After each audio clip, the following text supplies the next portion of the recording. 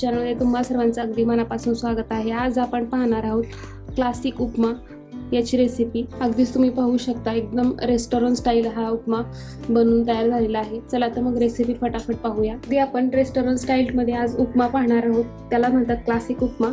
त्यासाठी लागणारे साहित्य पाहूया।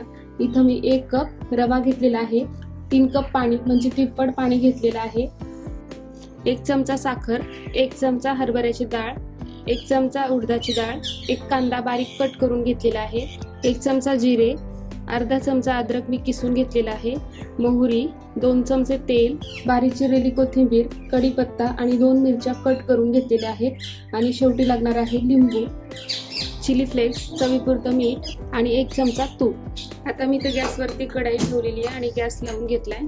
आता यामध्येच घालूया 2 चमचे तेल।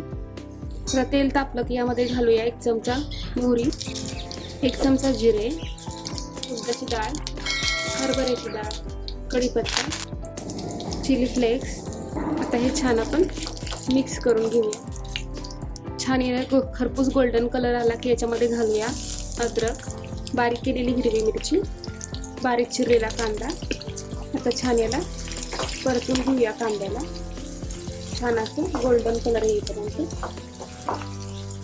यामध्येच घालूया चवीपुरतं मीठ, छान मिक्स करून घेऊया। कांदा आपला छान परतून झालेला आहे। आता आपण याच्यामध्ये घालूया पाणी, 1 चमचा साखर, एकदा छान मिक्स करून घेऊया आणि आता ह्या पाण्याला छान एक उकळी काढून घेऊया। पाण्याला छान उकळी आलेली आहे। आता आपण यामध्ये घालूया रवा, अगदी अशा पद्धतीने। आणि तुम्ही म्हणाल की हे रवा भाजला नाही, काही नाही, तर भाजायचा नाही, रवा न भाजता त्याच्यामध्ये ऍड करायचा आणि मिक्स करायचं छान छान। आता याला आपण झाकण ठेवून छान वाफ काढून घेऊया, 2 ते 3 मिनिट असंच राहू देऊया। आता याला 2 मिनिट झालेली आहे, काढून पाहूया।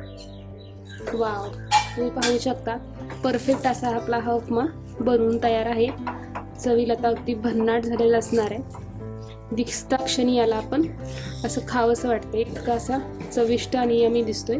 तर यामध्ये घालूया 1 चमचा तूप आणि हे अर्धा लिंबू असं स्क्वीज करून टाकायचं, अगदी अफलातून टेस्ट येते। आता एकदा छान याला मिक्स करून घेऊया। आता या स्टेजवर आपण गॅस बंद करूया आणि याच्यामध्ये छान घालूया कोथिंबीर आणि सर्विंग प्लेटमध्ये काढूया। तर अशा प्रकारे आपला हा उपमा बनवून तयार आहे। तर तुम्हाला आजची रेसिपी कशी वाटली ते नक्की मला कमेंट बॉक्समध्ये सांगा। आणि तुम्ही पाहू शकता हा उपमा किती टेस्टी आणि यमी दिसतोय, अगदी रेस्टॉरंट सारखा झाला आहे। आणि आपल्या यूट्यूब चॅनलला लाईक, शेअर, सबस्क्राईब करा। थँक्यू।